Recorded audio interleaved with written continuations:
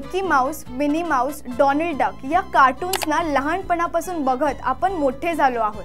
त्या कार्टून्सना बघायचं असेल, भेटायचं असेल तर आतापर्यंत सिंगापोर, अमेरिका, पॅरिसला जावं लागायचं। पण आता याच कार्टून कॅरेक्टरना आपल्याला थेट भारतात, तेही नवी मुंबईमध्ये भेटता येणार आहे। नवी मुंबईत 200 हेक्टर जागेवर डिझनीलँडच्या धर्तीवर थीम पार्क साकारण्यात येणार आहे। महाराष्ट्र सरकार आणि नीति आयोगाच्या सहकार्याने MMR ग्रोथ हब प्रकल्प हाती घेण्यात आला आहे, ज्याच्यात डिझनीलँड सारख्या भव्य थीम पार्क बांधण्याची योजना प्रस्तावित केली आहे। या थीम पार्कमध्ये resort, animation studio, rides zone, water park आणि इतर अनेक उपक्रम असतील।